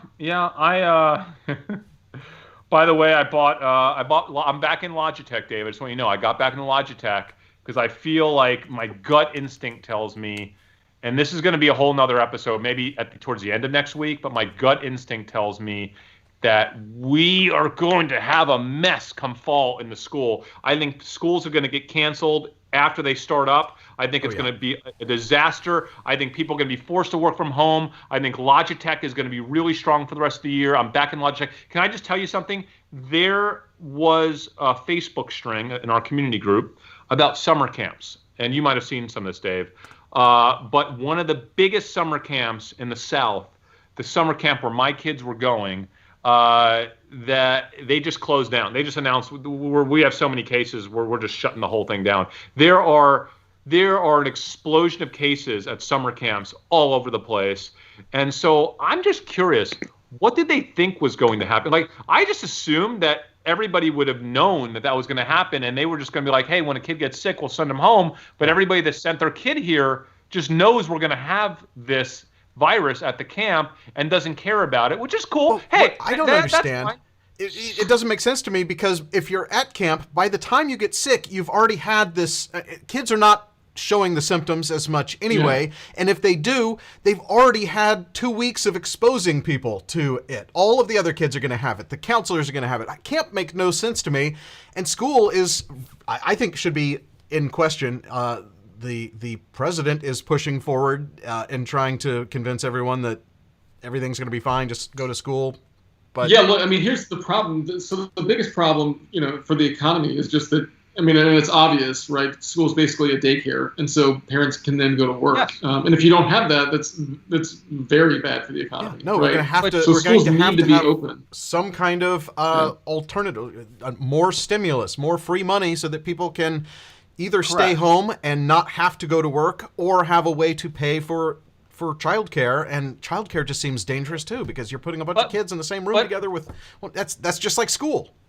But Dave, our opinions don't matter. What matters is school. It looks like school is happening.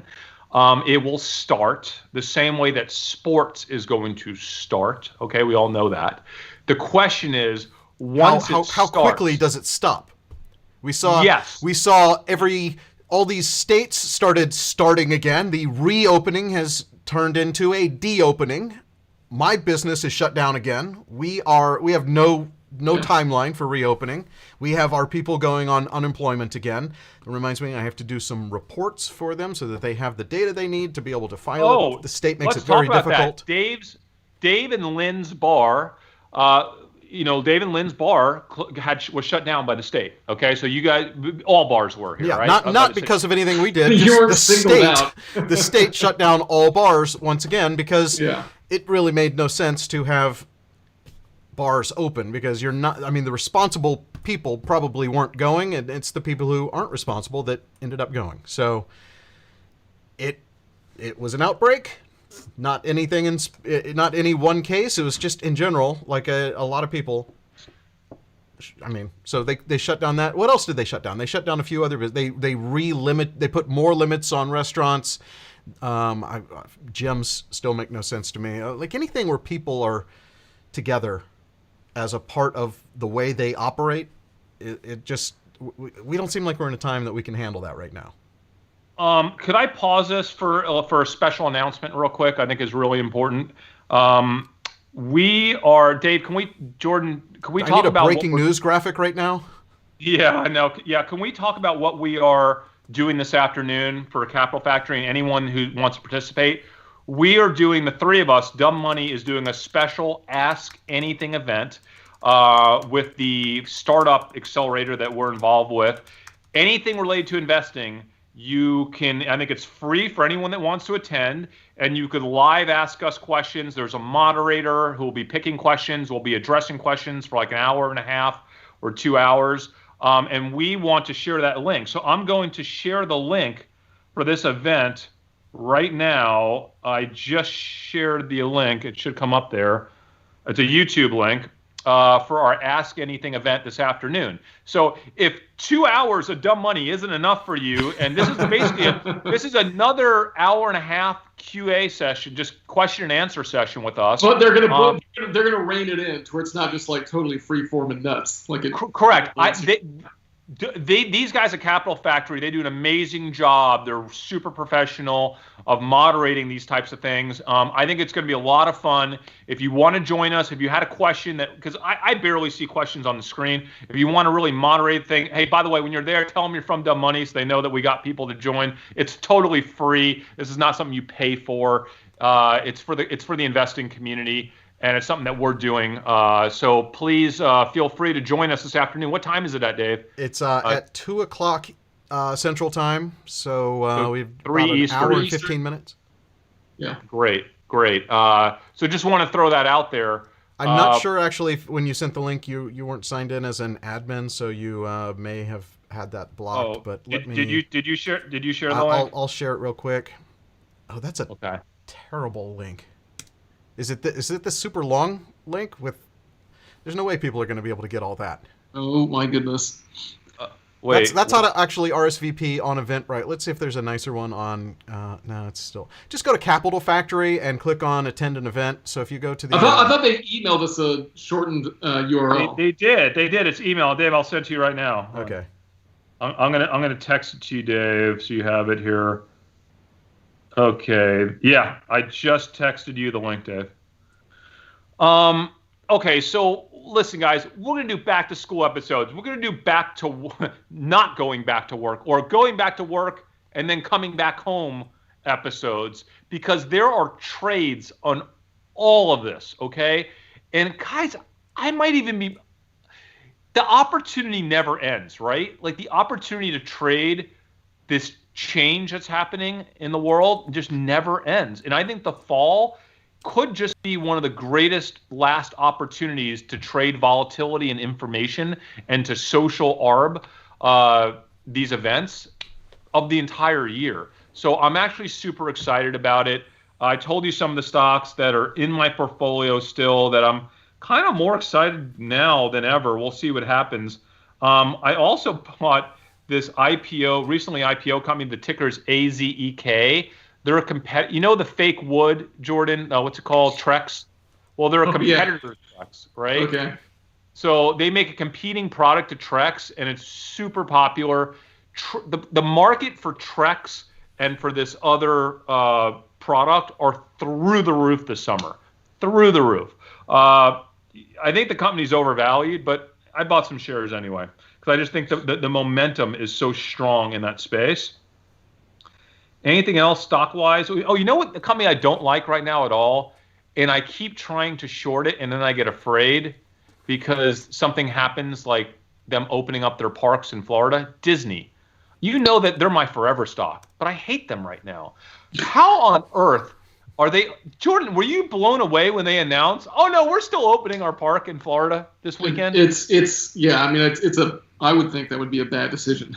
I think I want to short Disney right now. I truly want to short them, and I'm thinking about it. That's a tough one to short. It's a tough one, but it's not impossible. I'm thinking about it. Look, I mean, you can do anything. I'm thinking about it. Straight short on them. You know what I think the big short is on Disney? If I feel that they're going to shut down that park, like if they're opening this weekend and then they shut it like in 2 weeks, that would be a catastrophe for Disney. So if I get a sense that that's coming, that's when I'm going to short Disney. So we had deaths shoot up today in Florida for the first time. I know there could end up being like what if there's like a social resistance move against Disney for what they're doing by opening up the park there, right? Don't you think this could be a really bad brand decision? I almost kind of think that they made that move out of desperation. To me, it's a net negative. They must be really scared at Disney to reopen their park this weekend, don't you think? Because like if Disney was, feeling okay with the rest of their business, I think they'd be like, let's not put our brand out there and potentially kill people. I mean, they literally have nothing that's making money right now. Like Disney Plus, it's all shut down. Except for Disney Plus, that Hamilton thing. But didn't really. They don't make money. You're not making money doing that. And by the way, let me just say something. Did you guys watch it yet? It is really. No, I need to watch it. I really want to watch it. I might watch it tonight. I haven't watched it, but I really want to. Is it a musical also? Yeah, no, it's not. Yeah, not really. It's How did not they film a it? That's what I want to know. Is it a filmed stage presentation or is it filmed like a movie? Nope, stage presentation. Okay. It's a film stage presentation. It is, guys. It is really special. It is like you are there watching the Broadway show because the quality of how they filmed it is so great. They did such a good job filming it.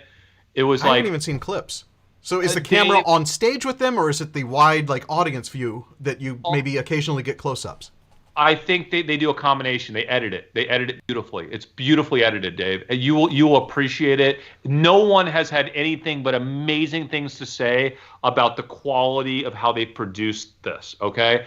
It is great. I was so against watching it because, one, every clip I see of Hamilton makes me think, I'm going to hate that. Like, I'm going to hate that. I don't want to watch it.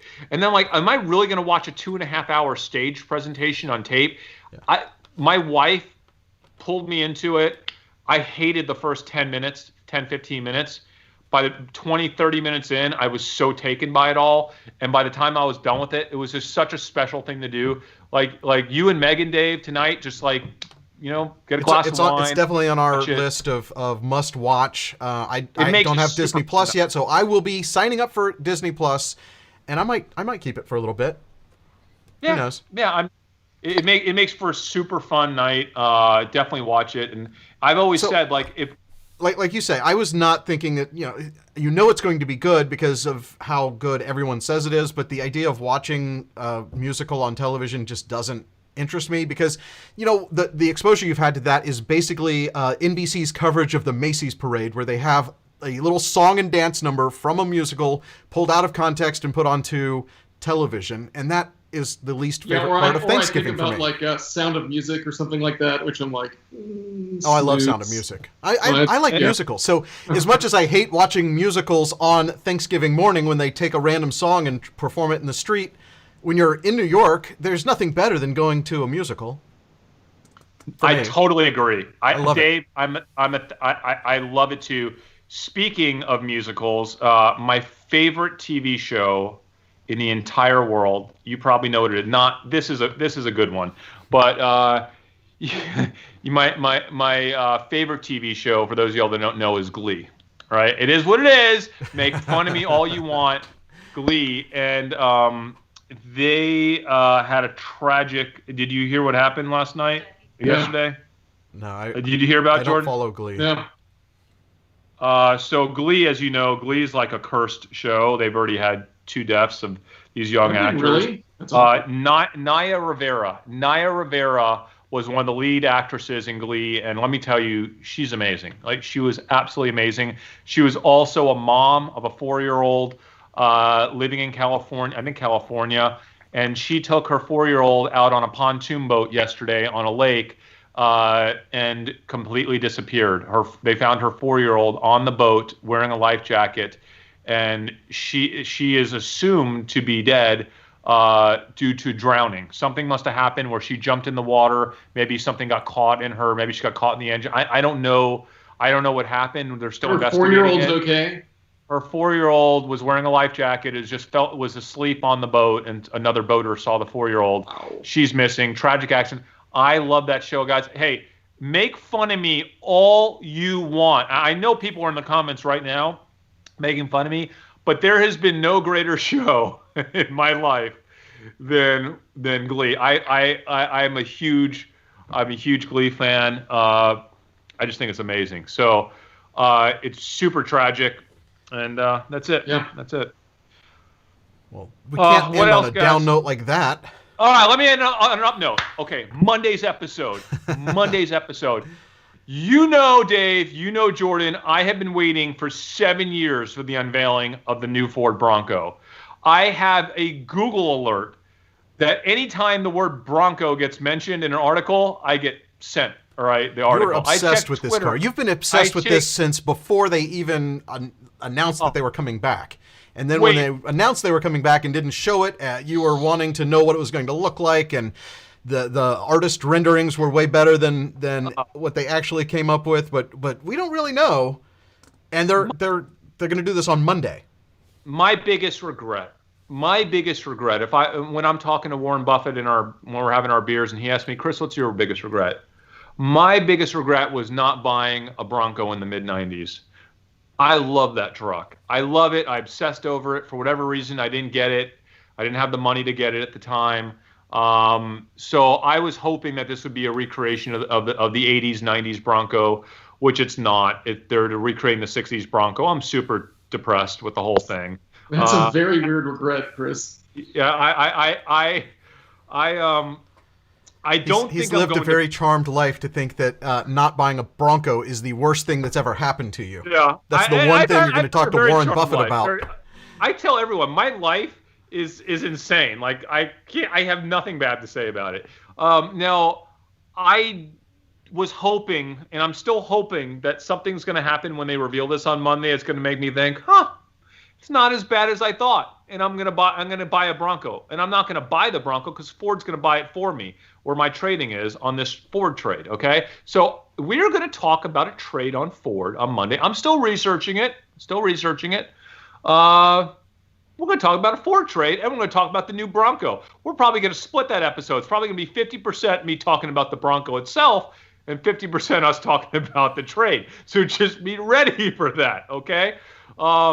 But it's going to be and another 50% about me talking about how much I dislike Ford because of my experience with the company. Jordan has a huge chip on his shoulder due to a very traumatic event that happened about 7 years ago between him and a Ford dealer. It was less than 7. It was like 4. Yes. Super traumatic. He's still recovering from it, and he can barely even stand. I don't think it's that bad. I was mildly annoyed. Okay, you are more than annoyed. You're downplaying. Chris is hyping it up. This is the worst thing ever, and he's like, I was mildly annoyed. I know.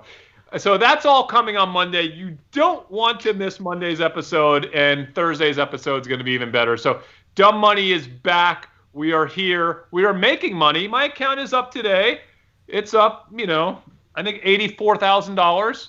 as Davey Daytrader would say. That sounds like something he would say. Oh, it's 42,000 now. It's slowly going down. So who knows? It'll probably be. Let's end this episode while my count is still up, please. Okay, I'm up 50. So if we can just stay in the positive territory while the Dow is down and the S&P down, somehow we're up. That's amazing. Nasdaq is slightly up, if my quotes are updating in real time. So.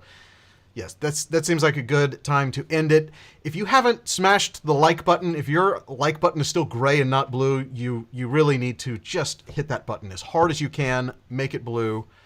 Subscribe, like, share, podcast, all the things. Do all the things that every YouTuber tells you to do. And they don't tell you just because they want to. It actually is the only way that you can find an audience on YouTube. So we appreciate all of you guys for showing up with us. We will be back on Monday bright and early.